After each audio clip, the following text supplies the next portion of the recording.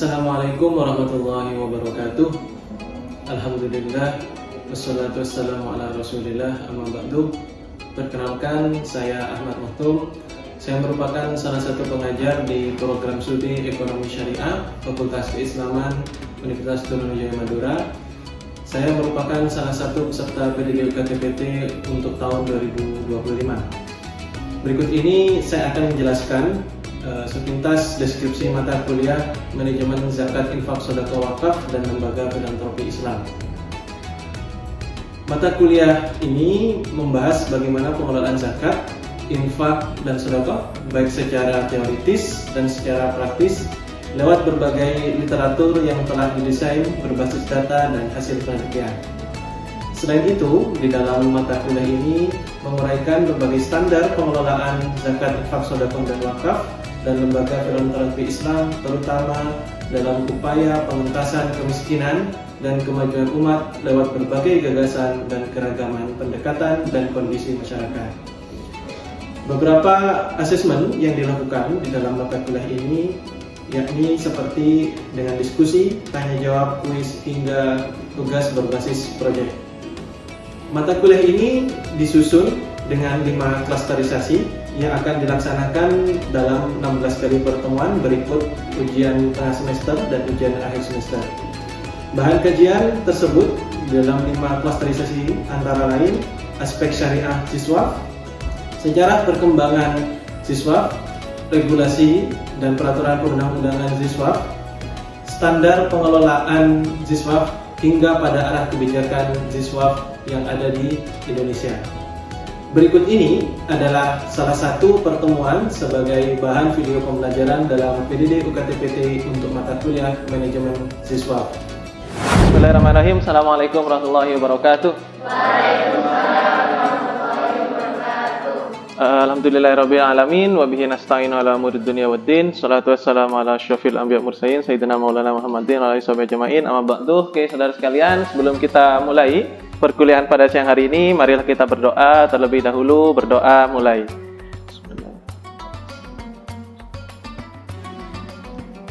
Berdoa selesai.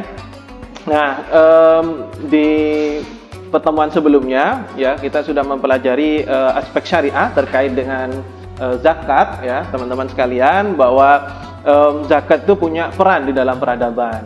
Nah, di dalam mata kuliah manajemen Ziswaf ini, sebelum kita masuk kepada aspek-aspek standar manajemen yang perlu dilakukan di dalam pengelolaan zakat, infak, sedekah, dan wakaf, kita perlu tahu terlebih dahulu sejarahnya agar kita tahu kenapa kok perlu Ziswaf itu perlu dikelola dengan baik. Ya, di materi kali ini ya kita akan mengetahui terlebih dahulu dari sisi wakafnya. Nah, wakaf terlebih dahulu. Teman-teman tahu, pasti pernah dengar istilah seperti langgar wakaf gitu ya, pernah.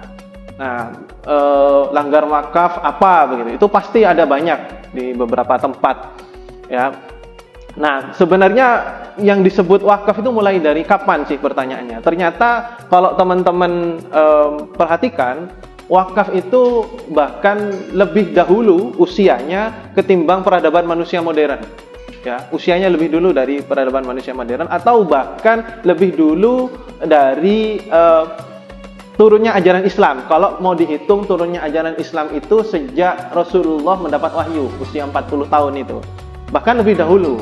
Nah, maka di situ pertanyaannya, sebenarnya siapa yang memprakarsai, mempelopori ajaran seperti wakaf itu? Ya. Nah, di sini dijelaskan bahwa sebenarnya ada pernyataan ya bahwa Ka'bah dibangun oleh Nabi Adam dan kaidah-kaidahnya ditetapkan oleh Nabi Ibrahim dan Nabi Ismail serta dilestarikan oleh Nabi Muhammad SAW. Kalau teman-teman baca di buku sejarah Mekah, bahkan ada pernyataan di situ bahkan malaikat itu sudah bertawaf sebelum adanya bumi di titik poin itu. Nah, titik koordinat itu mungkin bahasa sekarang seperti itu ya. Nah, maka kemudian dianggap Ka'bah sebagai wakaf pertama yang dikenal oleh manusia dan dimanfaatkan untuk kepentingan agama di situ. Ya, tapi ada pendapat yang mengatakan berarti kalau secara fisik Ka'bah itu dibangun sejak Nabi Ibrahim, berarti sebenarnya wakaf pertama itu adalah sejak Nabi Ibrahim. Nah, ini wakaf ini ajaran pertama ya tadi, salah satu ajaran pertama yang diadaptasi dari ajaran sebelum Islam tadi. Kalau saya ambil titik poin sejak Rasulullah dapat wahyu, ya kalau sampai ambil titik poin gitu. Tapi kalau dilihat dari itunya ya, dia lebih dahulu lagi peristiwa semacam wakafnya. Nah, ada lagi pendapat yang lain yang mengatakan bahwa wakaf pertama itu ditandai dengan pembangunan Masjid Kuba. Kalau mau dilihat sejak Rasulullah SAW dapat wahyu, ya Masjid Kuba di dalam surat At-Taubah itu la masjidun usisa 'alat taqwa, masjid ya sebagai dasar ketakwaan kepada Allah. Nah, karena bahkan Rasul itu sebelum nyampe ke Madinah dan membangun Masjid Nabawi, Rasulullah itu nyampe di tempat yang namanya sekarang daerah Kuba, yang di situ ada yang namanya Masjid Kuba. Jadi kalau teman-teman umroh itu pasti salah satu masjid yang akan dikunjungi ketika ke Madinah nanti. Ya, itu justru lebih dulu ketimbang Masjid Nabawi. Ya, nah, syariat wakaf. Nah, ini pertama adalah syariat wakaf di zaman Rasul ya. Ya, mengatakan ya ini ada dua pendapat tadi ya, bahwa orang Muhajirin mengatakan adalah wakaf Umar. Nanti saya jelaskan wakaf Umar seperti apa. Yang kedua, menurut orang Ansor adalah wakaf Rasulullah. Wakaf Rasulullah tadi yang saya jelaskan di dalam Masjid Kuba tadi ya, yang ada di sekitar Madinah. Nah, ini yang dimaksud dengan wakaf Umar ya, wakaf Umar. Jadi kalau saya jelaskan secara singkat bahwa sahabat itu mendapatkan sebidang tanah. Nah, di situ di dalamnya ada pohon kurma, ya, pohon kurma di dalamnya. Nah, terus pertanyaannya, mau saya apakan, ya, kepada Rasulullah. Nah, apa jawaban Rasulullah di situ? Ya, jawaban dari Rasul, bila engkau suka, kau tahan pokoknya tanah itu, maka kemudian engkau sedekahkan hasilnya, tidak dijual, tidak dihibahkan, dan tidak diwariskan. Nah, konsep definisi kekekalan wakaf itu ada dari sini. Ya, dari sabda Rasulullah bahwa ya tahanlah pokoknya agar dikelola sebidang tanah tadi, kemudian sedekahkan hasilnya. Nah, sedekahkan hasilnya nanti kita adaptasi sebagai mauquf alaih. Ya, siapa mauquf alaih yang dapat kebermanfaatan dari wakaf tadi? Ya, tidak dijual, tidak dihibahkan, dan tidak diwariskan. Nah, di sini dijelaskan bahwa sebenarnya tidak otomatis ketika seorang pengelola wakaf itu meninggal, maka dia akan mendapatkan diwariskan kepada anaknya. Jadi tidak seperti itu konsep wakafnya. Ya. Lalu dari sabda tadi, Umar menyedekahkannya hasil pengelolaan tanah kepada orang fakir, kaum kerabat, hamba saya, sabilah bin sabil, dan tamu, dan tidak dilarang yang mengelola nazir wakaf.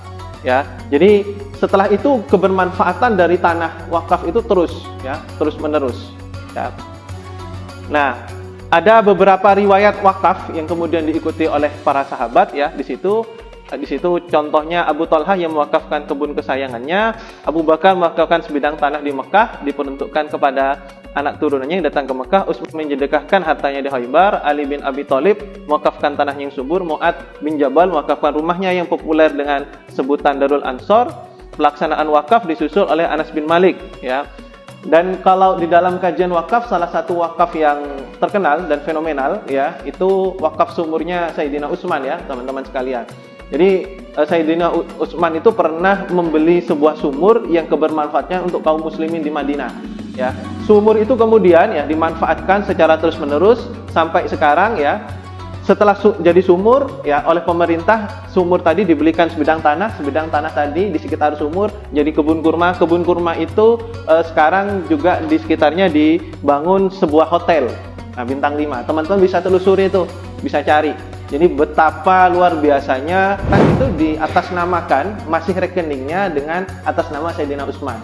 Nah, teman-teman bayangkan tuh, Sayyidina Utsman udah wafat ribuan tahun yang lalu, sampai sekarang ya dia, kalau di dalam ekonomi itu kan ada istilahnya passive income ya. Nah, itu dia pasif pahala gitu ya. Orangnya sudah meninggal, pahalanya terus berjalan mengalir sampai sekarang dimanfaatkan oleh orang banyak. Itu jadi luar biasanya wakaf yang dilakukan oleh Sayyidina Utsman. Ini tadi yang sudah saya jelaskan tadi terkait wakaf sumur Sayyidina Utsman ya.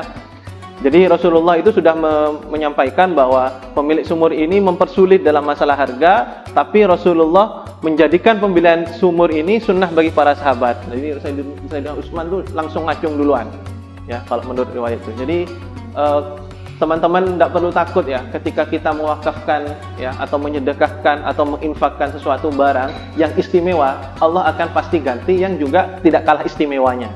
Ya, luar biasa. Ya, nah sekarang kita lihat wakaf di Indonesia. Itu tadi singkat di dalam masa sahabat. Ternyata ada semacam praktek wakaf ya di Indonesia. Ya, praktek tanah perdikan di Mataram, praktek tanah pareman di Lombok, tradisi masyarakat Baduy di Cibeo, Banten Selatan dikenal juga Humasera, tanah pusaka tinggi di Minangkabau, tradisi wegah yaitu tanah pemberian sultan yang digunakan untuk kepentingan umum.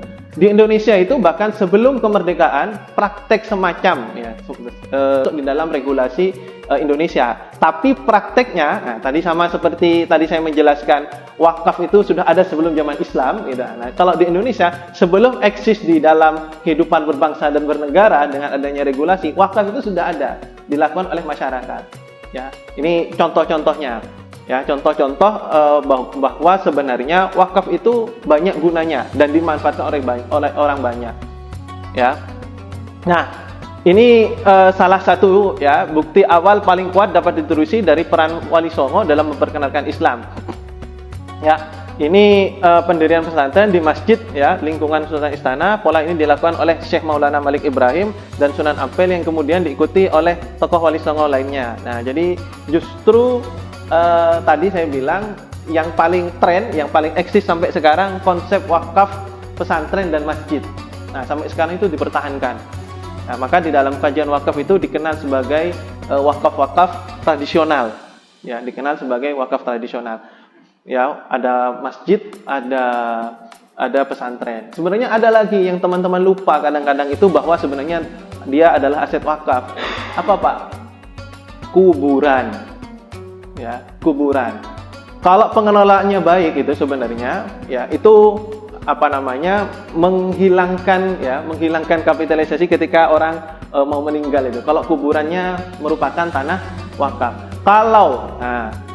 Kalau bukan tanah wakaf, akhirnya teman-teman kalau meninggal, ada kerabat yang meninggal, ada jenazah ditanamkan ya di tanah sebidang tanah itu, nanti apa Pak? Kalau bukan tanah wakaf harus bayar. Nah, ini ada yang mau menjawab nggak? Apa ya yang terjadi ketika sebenarnya wakaf itu nggak pernah ada di dunia ini? Ada yang berani jawab?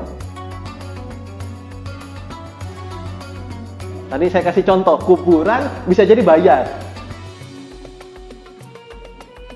Kan sudah ada tuh ya? Pernah dengar? Kuburan berbayar? Sudah, di kota besar sudah mulai ada. Di kota besar sudah mulai ada. Ya, kuburan berbayar. Jangan-jangan, nah, ada yang mau jawab? Jangan-jangan kita masuk masjid pun juga bayar. Ya, karena masjid itu adalah aset wakaf. Tujuannya siapa? Dibuka untuk umum. Ya, makam aja tadi nggak ada makam wakaf, ya bayar. Jangan-jangan kita masuk masjid juga bayar. Ya, jadi luar biasanya kekuatan wakaf di situ.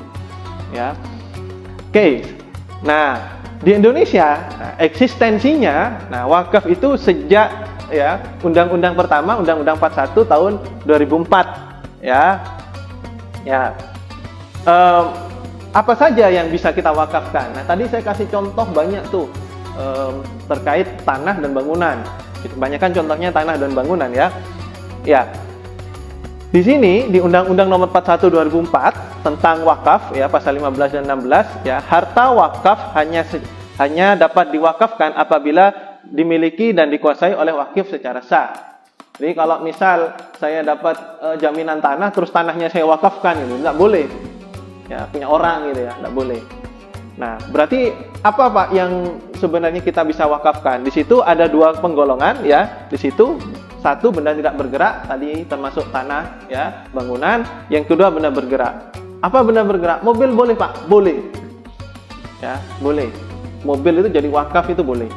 Ya, jadi teman-teman bisa perhatikan. Loh, terus bagaimana Pak dengan perawatan mobil tadi? Ya, diserahkan kepada nadir. Ya, diserahkan kepada nadir. Nah, itu bisa diwakafkan. Apalagi Pak contohnya? Nah, teman-teman tahu hak kekayaan intelektual. Nah, sekarang yang ramai itu kalau di musisi penciptaan lagu itu siapa yang bayar ke siapa. Nah, haknya itu juga bisa dijadikan wakaf juga. Ya kalau pengen dapat wakaf yang banyak, ya lagu-lagunya yang harus yang terkenal gitu ya. Kalau lagu-lagunya yang nggak dikenal, nah itu ya nggak bisa. Termasuk juga kalau hasil karya teman-teman jadi teknologinya paten, banyak dipakai oleh banyak orang, nah itu bisa jadi wakaf. Nah, itu luar biasa. Ya, tinggal teman-teman kalau punya karya, ini untuk siapa nanti hasilnya? Ya, untuk misalkan untuk fakir miskin tadi sebagaimana hadis Ibnu Umar, untuk anak yatim, untuk beasiswa dan seterusnya. Ya, itu diserahkan kepada wakifnya yang punya hak atas harta tersebut, aset tersebut. Jadi banyak. Ya. Pak, ada lagi Pak yang kecil Pak. Apakah harta wakaf itu boleh harus harga yang mahal? Enggak. Ya. Yang kecil bagaimana Pak? Boleh. Sandal, boleh. Ya, sandal ditaruh ke musola, titipkan ke pengelola musolanya. Ya, itu boleh. Mukenah bagi yang perempuan. Ya, perjalanan kemana, terus taruh di Pak mau saya wakafkan, titip. Nah, apa fungsinya dititipkan? Agar aset tersebut bermanfaat secara terus-menerus.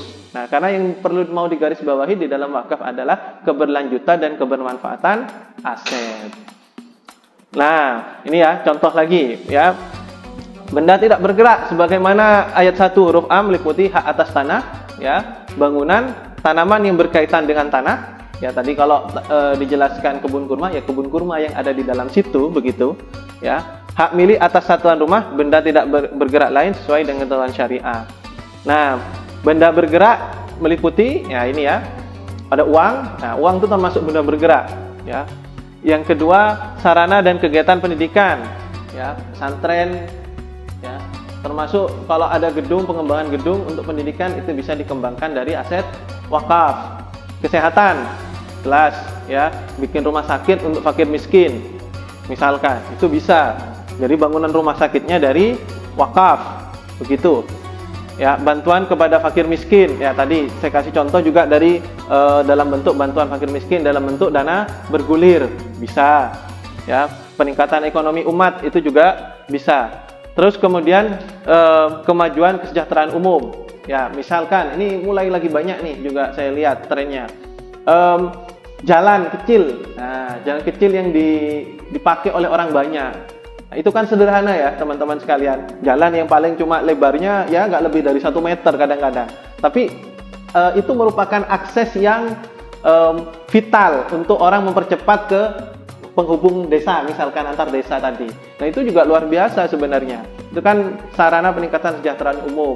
Termasuk juga tadi saya pernah membahas wakaf sumurnya Sayyidina Utsman. Itu juga bisa. Itu termasuk dalam kemajuan kesejahteraan umum. Ya.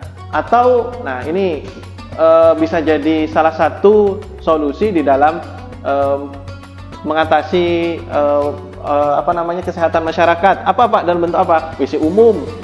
Nah, biasanya kan ada orang masih di desa-desa itu yang masih buang BAB itu di sungai. Nah, itu bisa itu dalam bentuk aset wakaf, dijadikan aset wakaf. Nah, itu. Nah, kemudian, nah ini ya syarat sigot, ya pernyataan wakaf, ya pernyataan wakaf sangat menentukan sah batalnya suatu perwakafan. Yang kedua, pernyataan wakaf harus tegas, jelas kepada siapa ditujukan dan untuk keperluan apa. Jadi kalau ada gedung, gedungnya untuk apa? Apakah untuk sekolah? Apakah untuk musola? Itu harus jelas, ya di dalam sigot akadnya, ya. Jangan-jangan kalau tidak dijelaskan secara tegas bisa digunakan melenceng. Nah, itu pentingnya di situ. Yang kedua, ya, yang sementara itu diperbolehkan, ya. Wakaf yang selamanya juga diperbolehkan.